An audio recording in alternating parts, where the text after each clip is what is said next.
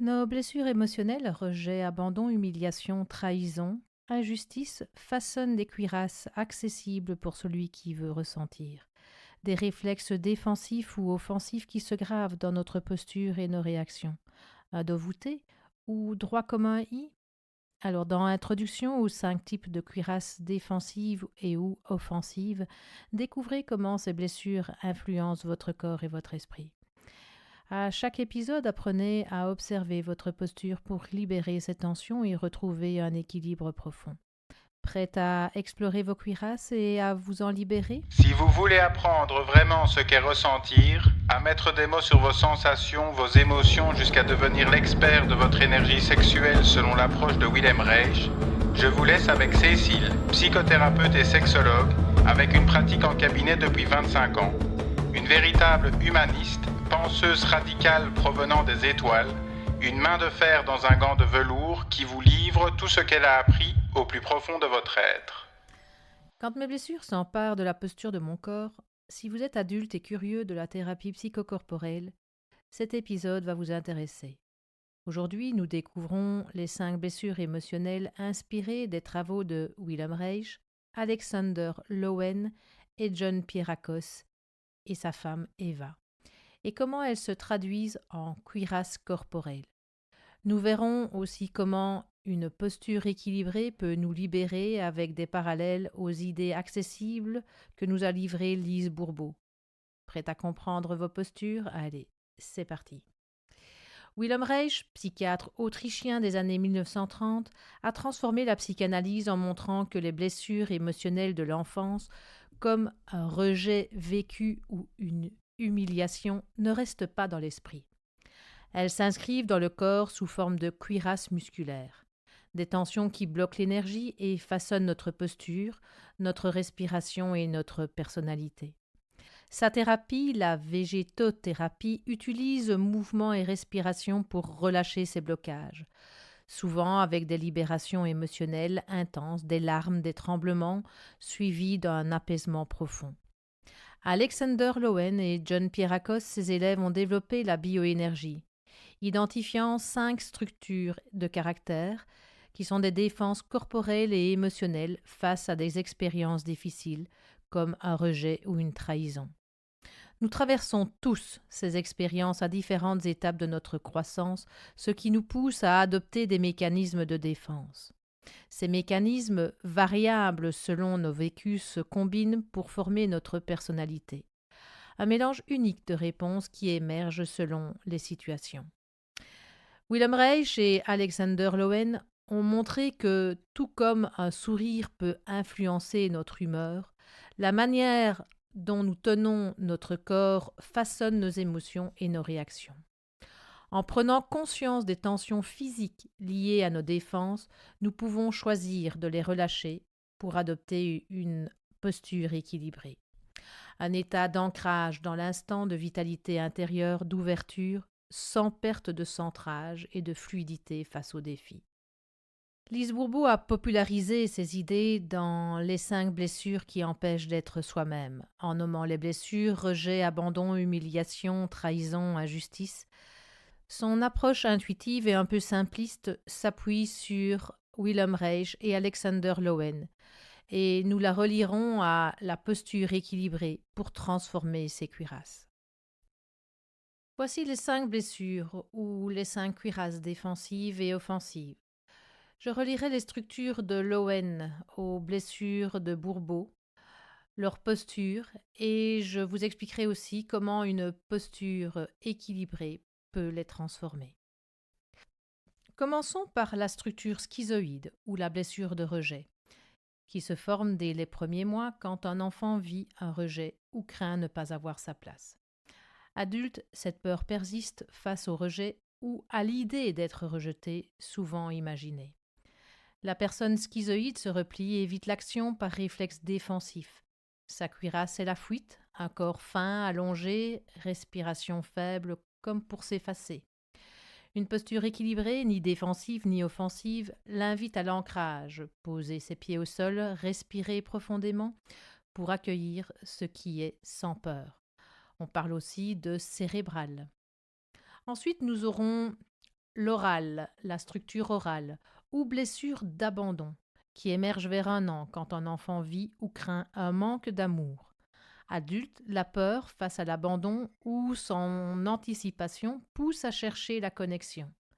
La personne orale dit oui aux autres, négligeant ses besoins par réflexe défensif. Sa cuirasse est le collapsus, c'est un corps affaissé, une bouche expressive en quête de réconfort. Une posture équilibrée propose le redressement et le remplissage intérieur, se tenir droit, respirer pleinement pour cultiver l'autonomie. On parle également de dépendant.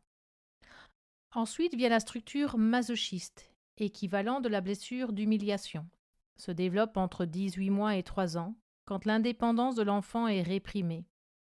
Adulte, la peur face à l'humiliation ou son anticipation conduit à procrastiner pour éviter le jugement. Sa cuirasse est la fermeture, avec un bassin tendu, posture arrondie comme pour se cacher un réflexe défensif. Une posture équilibrée encourage l'ouverture, relâcher le corps, respirer librement pour s'affirmer sans crainte. On parle également de soumis. Ensuite vient la structure psychopathe ou blessure de trahison qui apparaît entre 3 et 6 ans quand un enfant vit ou craint une manipulation. Adulte, la peur face à la trahison ou son anticipation pousse à chercher le pouvoir, par charme ou agressivité, un réflexe offensif lié à la colère. Exploré dans le podcast 5. Sa cuirasse est le contrôle, avec un corps imposant, tendu, prêt à dominer. Une posture équilibrée invite au centrage, relâcher l'emprise, respirer calmement pour interagir authentiquement. On parle de dominant. Et vient enfin la structure rigide ou blessure d'injustice. Se forme entre 4 et 6 ans quand un enfant pense devoir être parfait pour être aimé. Adulte, la peur face à l'injustice ou son anticipation mène à viser la perfection par réflexe défensif lié à la peur, que l'on a exploré dans le podcast 4. Sa cuirasse est la raideur, corps tendu, épaules crispées comme pour tout retenir. Une posture équilibrée propose la souplesse, relâcher les tensions, bouger fluidement pour être soi sans peur. On parle de défensif. Ces cuirasses musculaires bloquent l'énergie et entretiennent les blessures. La bioénergie aide à les relâcher et l'attitude équilibrée guide ce processus en restaurant l'harmonie. Chacun de nous a vécu des expériences émotionnelles marquantes à différentes étapes de son développement, ce qui nous a conduit à adopter des mécanismes de défense corporelle et émotionnelle décrits par Wilhelm Reich et Alexander Lowen. Selon les défis rencontrés dans notre parcours, nous avons privilégié certaines de ces défenses, plus que d'autres. Ainsi, notre personnalité résulte d'une combinaison unique de ces réponses défensives qui varient en intensité et se manifestent différemment selon les situations. Il serait faux de croire que la correction opérée se maintient définitivement. Il faut donc de la vigilance, de la persévérance, de la présence à soi, pour ajuster notre posture un instant après l'autre. C'est tout un art de vivre. Cela vous fera certainement comprendre pourquoi les arts martiaux travaillent énormément sur la répétition du mouvement, l'enracinement. Et en ayant fait du judo et de l'aïkido, on dit que le combat gagné est celui qui n'aura jamais commencé. Ces blessures et leurs cuirasses façonnent donc nos postures et nos relations. Identifier vos cuirasses dominantes, fuite, fermeture, raideur, peut révéler pourquoi vous évitez, contrôlez ou vous épuisez. Reich, Lowen et Pierrakos montrent que la guérison passe par le corps. En cultivant une posture équilibrée, être ancré dans la réalité du présent, sentir les 2 pieds sur terre, relié au noyau profond, redressé dans sa colonne vertébrale et ce corps rempli de sa vitalité, sans dépendre d'autrui. On est ouvert vers plus d'expansion, tout en restant centré, sans avoir besoin de contrôler le monde autour de nous, et suffisamment souple pour nous adapter à ce qui est, et en paix et reliés à l'essentiel, au réel. Nous apaisons nos réflexes reptiliens de peur ou de colère, d'envie défensive ou offensive, de réponse de fuite ou d'agressivité.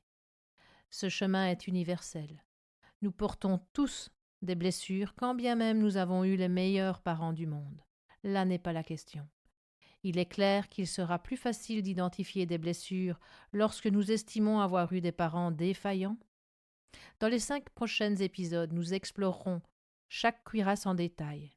Le schizoïde rejet, l'oral abandon, le masochiste humiliation, le psychopathe trahison, le rigide injustice, avec des outils bioénergétiques pour aller vers une posture plus juste.